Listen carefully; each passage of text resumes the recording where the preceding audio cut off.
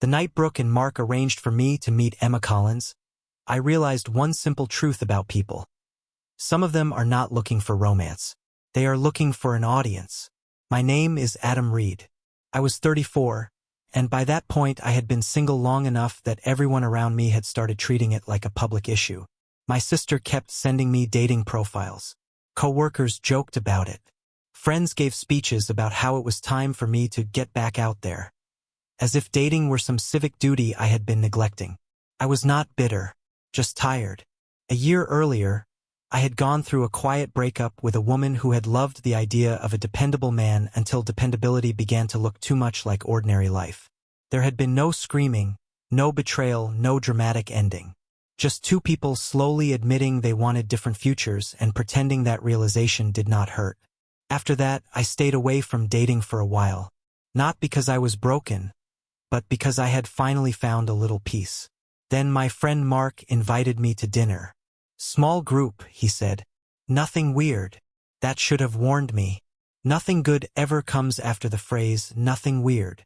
The restaurant was one of those trendy places downtown where the lighting is dim enough to hide regret, and the menu uses far too many adjectives to describe potatoes. When I walked in, Mark was already sitting at a long table with his wife, two other couples, and one empty chair beside a woman I did not know. She looked up when I arrived, and before anyone even said a word, I saw the setup. Not because she had done anything wrong, because the room had. There was that subtle shift people make when they think they are about to witness something entertaining. Quick glances, suppressed smiles. Mark's wife suddenly becoming deeply interested in her drink. One man at the end of the table leaning back as if he had bought a ticket to a show. The woman beside the empty chair seemed to notice it too. Her name, as I learned a moment later, was Emma. She looked close to my age, maybe early 30s. She had warm brown eyes, dark hair falling to her shoulders, and a navy blue dress that looked simple in the best possible way.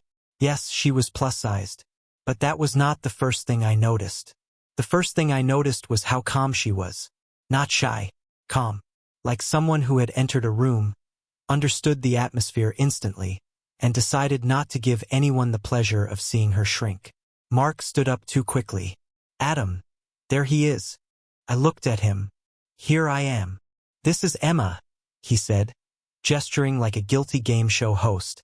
Adam, Emma. Emma smiled politely. Hi, I said. Then Mark added, we thought you two might, get along. The table became much too quiet. There it was. Not a date, a test, maybe even a joke. I do not know what reaction they expected from me. Probably awkwardness. Maybe a stiff, forced smile. Polite escape. Maybe they thought I would be shallow enough to make them feel superior for having noticed it. Instead, I pulled out the chair beside Emma and sat down. Great, I said, because I was hoping there would be at least one person here whose 3 favorite stories I haven't already heard. Emma looked at me, really looked. One corner of her mouth twitched, as if she was trying very hard not to smile. Mark blinked.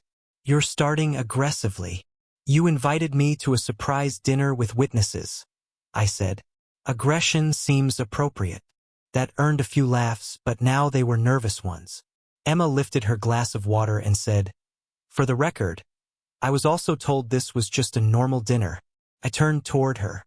So we were both lied to. Apparently, a strong foundation. This time her smile broke through. Small, sharp, beautiful. That was when I realized the evening might not go the way the room expected. For the first 20 minutes, everyone tried to act normal and failed. Conversation kept drifting toward us and then away from us, as if everyone wanted to check whether the chemistry experiment had exploded yet. Emma handled it with more dignity than they deserved. She worked as a high school art teacher. Once, she had accidentally ordered 32 kilograms of clay instead of 3 because the supplier's website had apparently been designed by a raccoon with Wi-Fi access. She loved old bookshops, hated cilantro, and had an extremely specific theory that every bad first date could be identified by how a man treated the waiter within the first 10 minutes. That seems harsh, I said. That is generous, she replied. I used to give them 20. I laughed. Really laughed. Rudely, honestly, the kind of laugh that made Mark glance toward us with an expression I could not quite read. Maybe confusion. Maybe disappointment. Maybe the unpleasant realization that the person he thought might become the joke was actually the most interesting person at the table. Then one of the husbands, Brad, opened his mouth and confirmed my worst expectations. He leaned back with a grin. So, Adam, be honest. Is Emma your usual type? The table froze. Emma's face barely changed. But I saw her hand tighten around her fork. That was the moment. The moment the whole night had been moving toward. The moment everyone would learn what kind of man I was willing to be when a woman's dignity was placed on the table and people waited for me to laugh along. I slowly set my glass down. Then I looked at Brad and said, No. Silence fell over the table. Emma lowered her eyes, and before that silence had time to turn cruel, I finished. She is smarter, warmer, and funnier than most women I've had the luck to sit beside. I turned slightly toward her, not for show, just to make sure she heard me. So if you're asking whether I often get introduced to someone this interesting, the answer is no. No one moved. Brad's grin died first. Mark's wife stared into her glass. Emma lifted her eyes to me, and for 1 second the entire restaurant seemed to fall away. Then I looked back at Brad. And if you meant something else, I said, don't. That left the table as silent as the title promised. And Emma smiled. Not the polite smile from earlier, a real one. Then, with perfect calm, she said, well, that was unexpected. I picked up the menu. Pleasantly unexpected? Or should we escape through the kitchen unexpected? She leaned a little closer. Just a little. Ask me again after dessert. For the first time that night, I forgot the room was watching. Dessert became the safest negotiation I had ever been given. Not because the room became easier, but because it became easier not to care about the room. Once Brad's comment had been stopped, the table lost its appetite for cruelty and spent the next half hour pretending nothing had happened. That is how people like that often are. They enjoy sharp moments until those moments demand accountability. Emma did not make it easy for them. She did not storm out. She did not collapse. She did not reward anyone with visible pain. She simply turned toward me and spoke as if the rest of the table had become background music. So, she said, unfolding her napkin again, what do you do when you're not rescuing blind dates from social experiments? I manage operations for a regional chain of bookstores. Her eyes lit up. You're joking. I rarely begin with my most seductive fact, but no, it's true. That is dangerously close to seductive. I laughed. Books, logistics, and access to staff recommendations. Please, that's a deadly combination. And just like that, we moved from awkward setups to the first real conversation of the night. She asked good questions. Not interview questions, but the kind that accidentally make you reveal yourself. She wanted to know which book I silently judge people for pretending to like. Which store in our chain had the best atmosphere. Whether I believed people buy books because of who they are or because of who they want to become. Both, I said. She smiled as if she liked that answer. Then she told me about her students. Not in that heroic teacher way some people perform, but with real affection mixed with real irritation. A boy who only drew dragons but somehow made them emotionally accurate. A senior who once painted her grandmother from memory and made the entire class go quiet. A freshman who hid tiny cartoon frogs in every assignment like an artistic signature. By the time dessert menus arrived, I had forgotten half the table existed. Apparently that bothered Mark. He leaned in with a strained little grin and said, "You two really did hit it off." Emma looked at him. "Wasn't that the plan?" His smile faltered. "No, of course. I just mean, you sound surprised," I said. Mark looked at me. I held his gaze. Not angrily. Anger gives people too much drama to hide behind. Just firmly. He cleared his throat and looked away first. Emma noticed. Of course she did.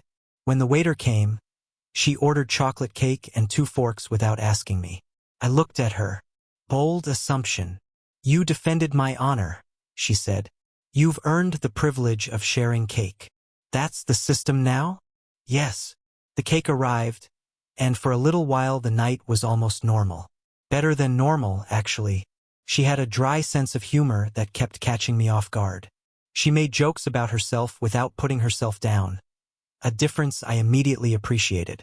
And every time I caught the table looking at us, she seemed less embarrassed and more amused. Still, I could sense something underneath, something she was holding carefully to herself. It appeared after dinner, when people started gathering coats, checking phones, and splitting the bill with the emotional intensity of peace negotiations. Emma slipped her purse over her shoulder and said, "I'm going outside for some air." I followed 2 minutes later, ignoring Mark's look that said our conversation was not over. She stood beneath the restaurant awning, arms lightly crossed, city light playing in her hair. She looked calm, too calm. I stopped beside her. "Are you okay?" She smiled without looking at me. "That question has become very popular tonight." "That's not an answer." No, She looked down at the sidewalk. I'm okay. "I'm just tired of being okay in rooms where people expect me not to be." There was a whole history behind that sentence. I did not rush it. She glanced at me. "You handled Brad well. He made it easy." Her voice softened.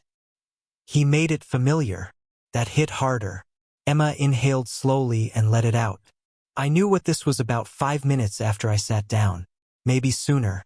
Mark's wife was smiling too hard. Brad looked like he was waiting for a reaction. I almost left. "Why didn't you?" She looked at me. "Because you walked in." Something tightened in my chest. Not because it was romantic. Because it was trust given before I had earned it. "I thought," she continued, "that if you looked disappointed, I'd apologize, go home, and delete 3 phone numbers before midnight. But if you didn't, maybe dinner would be interesting." I smiled faintly. "And was it?" She studied me for one long second. "It became interesting." The door behind us opened. Mark stepped outside, hands in his jacket pockets, wearing the awkward face of a man who knew he should apologize but hoped the sidewalk might do it for him. "Hey," he said. "Adam, can I talk to you for a second?" Emma looked between us. "I can leave you too." "No," I said. "You can stay." Mark's face got even worse. Good. He deserved witnesses too. He rubbed the back of his neck. "Listen, I didn't want things to get weird." Emma gave a quiet laugh. "That is an incredible sentence." Mark glanced at her, then back at me. "I just thought you two might be good together." "That part may be true," I said. "The problem is that you invited us as people and watched us like entertainment." That landed. Mark looked down. "Brad took it too far," he muttered. "Yes," I said. And everyone who sat there waiting to see how I would react was sitting right beside him. He had no answer. Emma did. She stepped forward slightly and said, "For what it's worth, I don't need anyone punished. I just need fewer people to confuse cruelty with honesty." That was when Mark finally looked genuinely ashamed. "I'm sorry," he said at last. Emma nodded once. Accepted, not erased. That sentence made me look at her again, because there was a strength in it people missed when they were too busy judging what was easy to see. After that, Mark went back inside, leaving us alone beneath the awning. For a moment neither of us spoke. Then Emma looked at me and said, "You know, I had a speech ready for him. For the table. For all of them. I'm sure it was good. It was excellent. Sharp. Devastating. Possibly too long. What happened to it?" She smiled. "You ruined it. My apologies." "No, they're not." "No," I admitted. "Not really." A light rain began to fall, soft enough that neither of us moved away from it. Emma looked up, then back at me. "So," she said, "you asked earlier whether it was pleasantly unexpected or escape through the kitchen unexpected." I put my hands in my jacket pockets and looked at her properly. "Pleasantly unexpected." Her smile came slowly, warm this time. "Good," she said, "because I was hoping you'd ask me on a date without an audience." And just like that, the evening stopped belonging to the people inside. I looked at her under the restaurant awning while the rain softened the city lights behind her, and I realized something inconvenient. I did not want the night to end either. Not because I needed to prove anything to the table inside. Not because I felt like some self-satisfied protector. But because the woman standing in front of me had taken an evening designed to make her feel small and somehow made the whole room reveal itself. So I said, "Then I'm asking." Her eyebrow lifted quickly. "Without an audience," I added. "No committee. No people pretending it was their idea." I smiled a little. "Would you like to go on a date with me?" Intentionally. Her lips slowly curved. Intentionally. That matters. I thought it might. She looked past me through the restaurant window, where Mark and the others were still gathered at the bar, trying very hard not to stare and failing spectacularly. Then she looked back at me. "Yes," she said, "but not tonight." That caught me off guard. She noticed and smiled, not unkindly. "Tonight is contaminated." I laughed shortly. "That's fair. I don't want our first real date to be built on me being publicly underestimated and you proving decency in front of witnesses." Her voice softened. "I want to know what it's like when no one is watching." That was the best answer she could have given, because it told me she had not been dazzled by one moment. She wanted something real enough to examine in daylight. "Coffee on Saturday?" I asked. "Bookstore first," she said immediately. Isterta here. "You know I manage bookstores. I teach artykuł. If you take me somewhere boring, I will lose respect for you." That's pressure. That's standards. I smiled. "Bookstore on Saturday. Then coffee." "Good." A car pulled up to the curb. Emma glanced at it. "That's me." I did not want her to leave, which felt ridiculous after one strange dinner and a piece of chocolate cake negotiated by fork. But I also liked that she was leaving on her own terms. Before she stepped away, she turned back. Adam? "Yes. Thank you for what you said in there. You don't have to thank me for not being cruel." "No," she said, "but I can thank you for being accurate." Then she got into the car and left me standing under the awning. Rain on my jacket and the strong feeling that Mark had accidentally done one useful thing in his life. Saturday arrived more slowly than it should have. On Friday, I ignored 3 messages from Mark. I really didn't mean anything by it. Brad is Brad. Are you mad? To the last one, I replied, I'm disappointed. That's worse.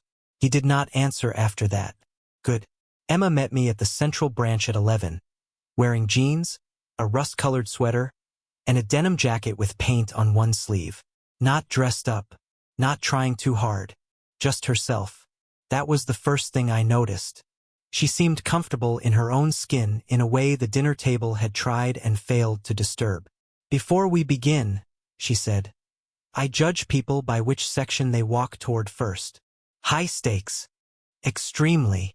We spent 2 hours in that store. 2. She pulled books from shelves and told me which covers lied. I showed her the staff recommendation wall and explained how one 80-year-old regular customer could destroy our entire purchasing strategy by recommending a mystery novel to half the neighborhood. She made me choose a poetry collection. I made her choose a cookbook. Neither of us bought the books we thought we had come for. That felt like a sign. Afterward, we went to a small cafe around the corner where none of the chairs matched and the window seat made people accidentally honest. Halfway through coffee, Emma stirred her drink and said, "Can I ask something awkward? Considering our origin story, I think we're already beyond normal." She smiled, then grew serious. "Did you feel like you had to protect me?" I could have answered quickly. I did not. "No," I said. "I felt like Brad was trying to turn you into the punchline of a joke I refused to listen to." Her eyes stayed on mine. "And if I had handled it myself, I would have enjoyed watching him suffer." That caught her and she laughed. Real and bright, warm enough to draw a glance from the table behind us. Then she looked down at her cup. "I'm used to people deciding things about me before I even open my mouth. Men especially." She looked back up. "So when you looked at me like I was just a person sitting next to you, it mattered." Something softened in my chest. "That's exactly what you were," I said. The date did not end after coffee. It flowed into a walk through an art supply store, where she bought brushes and made me guess what each one was for. I was confidently wrong, and she appreciated the confidence if not the accuracy. By late afternoon, we were standing outside her building, and neither of us had a convincing reason to keep stretching the date except the obvious one. Emma held her bookstore bag against her side. "So," she said, "pleasantly unexpected?" "Better." Her smile softened. Then her phone vibrated. She glanced at the screen, and her expression changed. Not fear. Exhaustion. She turned the phone slightly. It was a message from Mark's wife. "Heard you and Adam are actually dating." Guess the setup worked. Emma stared at it for a second, then looked at me and said quietly, "I really don't want them thinking they deserve credit for this." I looked at the message, then at her. "They don't." Her eyes searched mine. "No. No. They created a bad room." I stepped a little closer. "You created everything that made it worth staying." The expression that moved across her face was softer than anything I had seen from her yet. Before either of us could say anything else, she put the phone in her pocket and whispered, "Then come upstairs for tea, Adam. I'm not ready for this date to end." So I went upstairs for tea. That sounds calmer than it felt. Her apartment was warm, bright, and full of things that made immediate sense once you knew her. Student artwork framed on one wall, stacks of sketchbooks on the coffee table, a blue ceramic bowl filled with wrapped candies near the door, plants on every windowsill, some thriving, others clearly surviving on pure optimism. She kicked off her shoes, set the bookstore bags down, and said, "I should warn you. My tea collection makes me seem more emotionally stable than I actually am. I'll try not to be fooled." "Good." She made chamomile for herself and something with ginger for me, then brought both mugs to the couch. For a while, we did not talk about Mark or Brooke or Brad or the message. We talked about ordinary things. Bad apartment plumbing, the best smell in a bookstore, whether adults should be allowed to own more than one decorative throw blanket without judgment. Then she went quiet. I waited. Emma looked into her mug and said, "When people turn you into a joke, they always expect you to be grateful when someone else stops the joke." I understood immediately. You don't want to be grateful for basic decency. Her eyes lifted to mine. "You shouldn't have had to be that kind." That moved me more than any compliment could have. She leaned back against the couch, holding the mug with one hand. "I liked what you did, truly. But I think I liked even more that afterward, you didn't treat me like I was fragile." I smiled slightly. "You threatened to judge my bookstore behavior. I needed pressure. You performed well." "Good." The silence after that was softer. Not empty. Full. Emma set her mug down. Adam? "Yes. I'm not asking for speeches. I'm not asking for reassurance. I just want the truth." She looked directly at me. "Did tonight change the way you see me?" "Yes," I said. Her expression flickered, so I continued before fear could write the wrong ending. "I saw you more clearly." She did not move. "I already thought you were beautiful," I said. "But today I saw how you stand your ground. How you refuse to become bitter, even when people give you every reason to. How you can accept an apology without pretending the hurt never happened." I leaned a little closer. "That's what changed how I see you. It made me want to know you for real." Her eyes shone, but she smiled through it. "That," she whispered, "was dangerously accurate. I was told accuracy matters. It does." And then she kissed me, not because I had rescued her, not because the night had wounded her and I happened to be convenient comfort. Felt like a choice, clear, warm, and entirely her own. When we pulled apart, she laughed softly and touched her forehead to mine for half a second. "What?" I asked. "I was trying not to kiss you until the second date." "How did that plan go?" "Failed." I'm honored. "You should be." The second date happened 3 days later. No audience. No setup. No awkward table full of people waiting for a reaction. Just us in a small Italian restaurant where the waiter brought extra bread and Emma drew tiny cartoon frogs on a paper napkin while telling me about a student who had finally finished a painting after months of insisting he was not a creative person.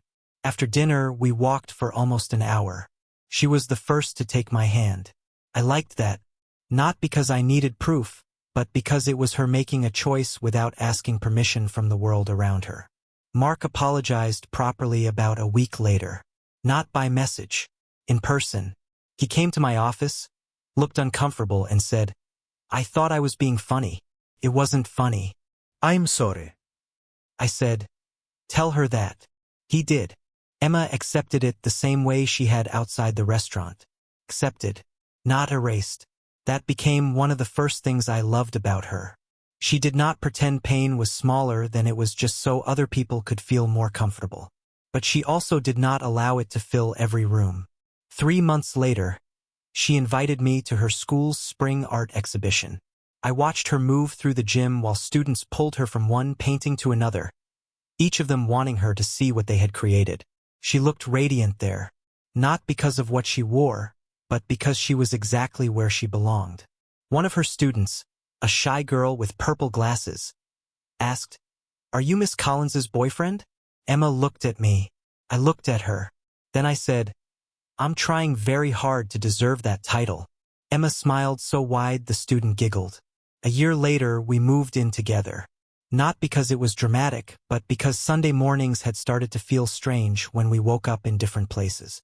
She brought too many blankets. I brought too many books. We compromised by buying more shelves and pretending that solved anything. 2 years after that, I proposed in a bookstore. Not in front of a crowd. No microphone. No big public speech. Just Emma in the art section, holding a book she was not going to buy, turning around to see me with a ring and the most honest sentence I could give her. "I don't want to be the man who protected you for one evening," I said. "I want to be the man who chooses you every ordinary day after it." She cried. Then she laughed. Then she said yes before accusing me of manipulating her with the location. She was right. I absolutely did. And later, when people asked how we met, we would smile and say, "A group of people handled it badly." Then I would add, "Luckily, they underestimated both of us."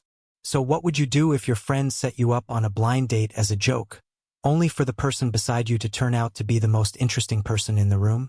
And has anyone ever underestimated you before they even knew you? Share your story in the comments. If you enjoyed this video, like it, subscribe, and I'll see you in the next one.